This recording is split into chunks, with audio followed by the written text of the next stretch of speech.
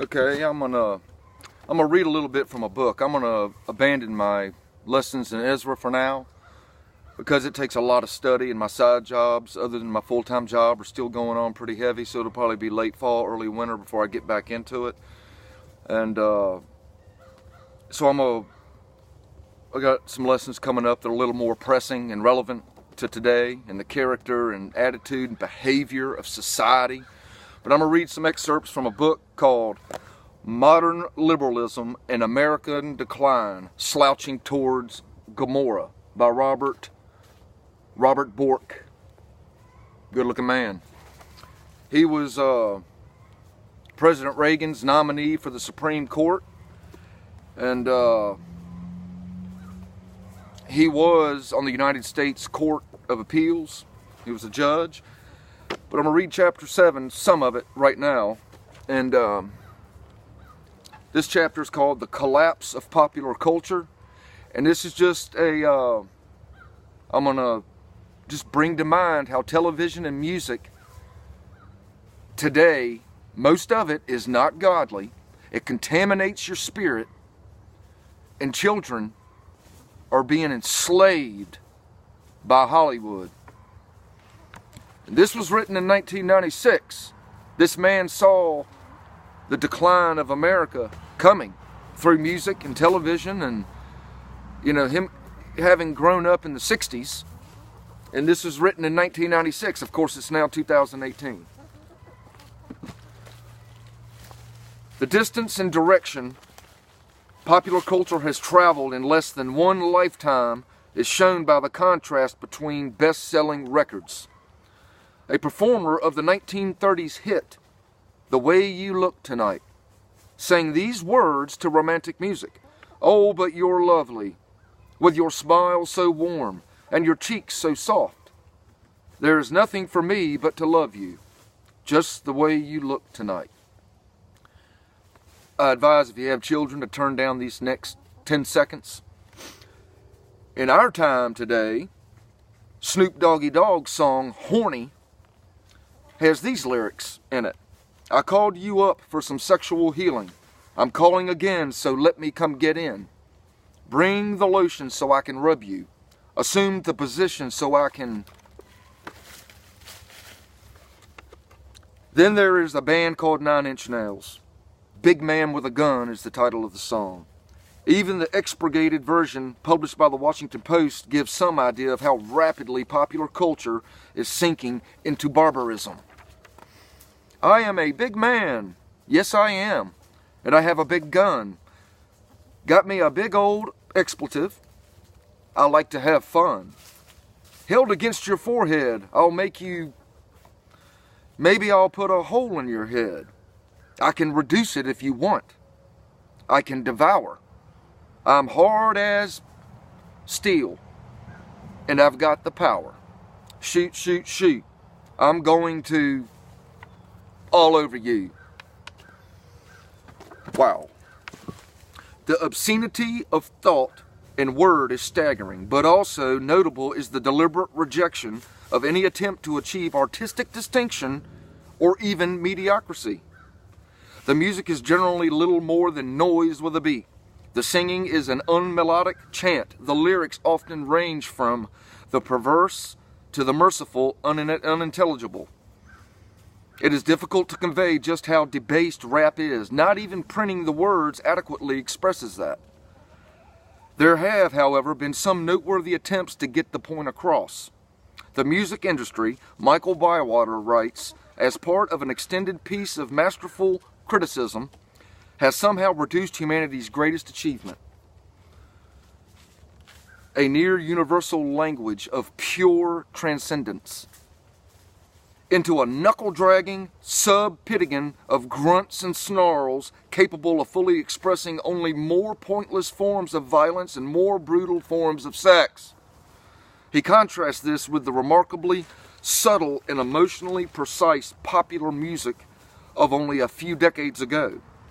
If Bach is the sound of God thinking, then perhaps Gershwin is, at least, the sound of Saint Anthony of Padua whistling as he works. The difference between the music produced by Tin Pan Alley and rap is so stark that it is misleading to call them both music. Rock and rap are utterly impoverished by comparison with swing or jazz or any pre-World War II music. Impoverished emotionally, aesthetically, and intellectually, rap is simply unable to express tenderness, gentleness, or love. Neither rock nor rap can begin to approach the complicated melodies of George Gershwin, Irving Berlin, or Cole Porter. Nor do their lyrics display any of the wit of Ira Gershwin, Fats Waller, or Johnny Mercer. The bands that play this music lack even a trace of the musicianship of bands led by Benny Goodman, Duke Ellington, and many others of that era. Rap songs like Horny and Big Man with a Gun are not, as one might hope, culturally marginal. They produce best-selling records. Nor is this black music. Some of the worst rappers are white. And by far the largest number of records are sold to white suburban adolescents. What is one to make of these facts? One obvious answer has been mentioned. Bored, affluent people in a society that no longer possesses the disciplinary tools of shame and stigma will indulge the most primitive human emotions: sex, violence, and domination qualify. Beyond that, it is possible to think these songs reflect a generalized age, particularly rage against social authority. That seems to be the theme, expressed in obscene language and mixed with the continuity with the 60s hatred of authority, and in particular of the police, expressed in the phrase, "off the pigs." That may also explain the fury directed at women in this music. In that part of the black community where men are absent from the home, women are often figures of considerable power. White adolescents with similar rebellious impulses may resent the authority figures of mothers and female teachers, and the domineering, whining feminists. The songs can be heard as paeans of revenge. No doubt the young have always chafed under authority. The difference now is that obscene assaults on authority have become culturally acceptable. In keeping with the progress of liberalism, popular entertaining generally, and the worst of it in particular, celebrates the unconstrained self and savages those who would constrain. People who consume these diversions are, it would appear, fascinated with self, which must be autonomous to be authentic. Protests and threatened boycotts caused Calvin Klein to cancel his semi-pornographic and ad campaign showing teenagers in sexually prerogative poses. A girl of 13 or 14, for instance, on her back, skirt lifted to show her panties. Columnist John Leo of U.S. News and World Report called the ads decadent. But a spokesman for Klein said that the ads were perfect for today's independent generation. People who do only what they want to do. That is a good working definition of decadence. It is also the definition John Stuart Mill gave of liberty. Would that he could see where it led. There are words to describe the Klein attitude. One, obviously, is narcissism. The other is nihilism. One who is absorbed in himself and in his sensations, believing in few or no moral or religious principles, is nothing transcendental. A culture that preaches narcissistic behaviors is asking for trouble. Let me check my time. Calvin Klein's sleaze set off on an uproar primarily because it was impossible to avoid. The ad thrust the offensive pictures in our faces. Even those of us who tried to avoid the more repellent aspects of popular culture knew about it through a sort of peripheral vision. The rap beat blasts out of a car waiting beside you at a red light. Blatant sexuality, often a perverse nature, assaults the reader into magazines, advertisements. Carnage is promised in newspaper motion picture advertisements. Popular entertainment sells sex. pornography, violence, vulgarity, attacks on traditional forms of authority, and outright perversion more copiously and more insistently than ever before in our history, and this was back in 1996. It is no answer to point out that much of popular culture is harmless or even benign. The culture has changed, is changing, and the change is for the worse. The worst is the leading edge. The fixation on self first obvious with rock and roll, which evolved into hard rock.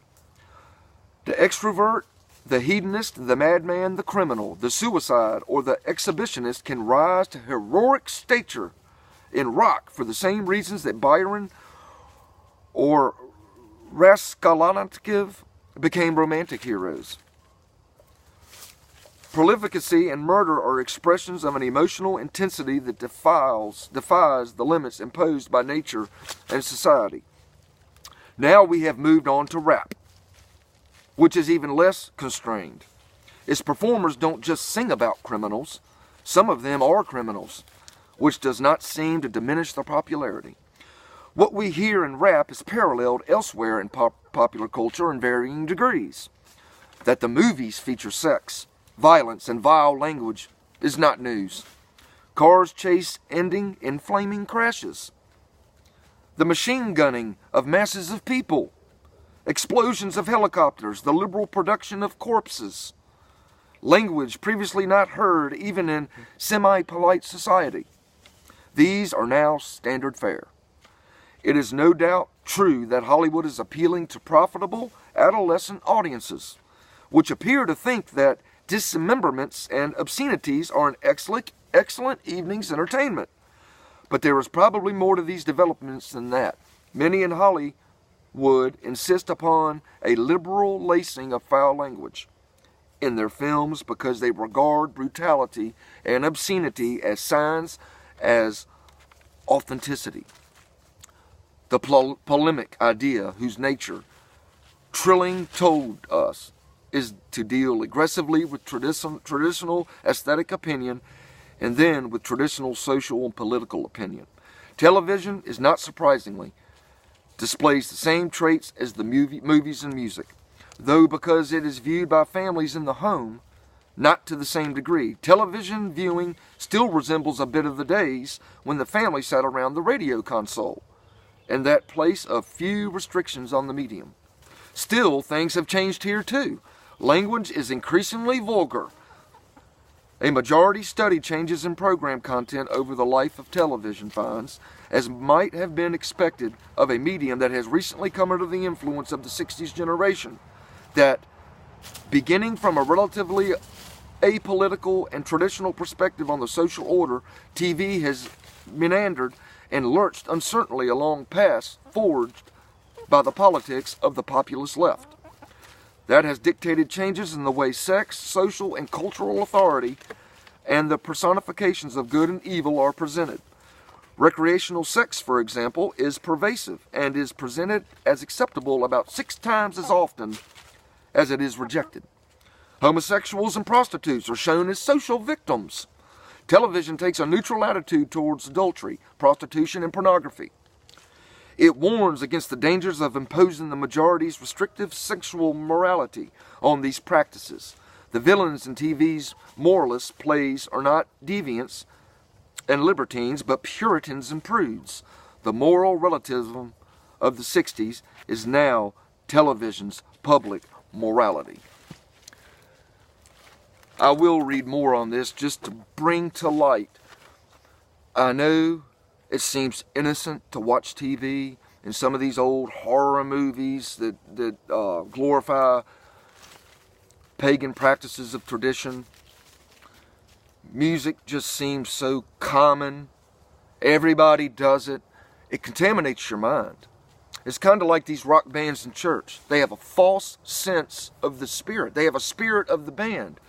The rhythm of the drums and the bass give them a euphoric feeling of praise and worship. They're not worshiping Christ. They're worshiping the rock band with the smoke machines and the lights and laser shows. Music is damnable today. and 99% of television is as well. I'll get back into this more maybe later today.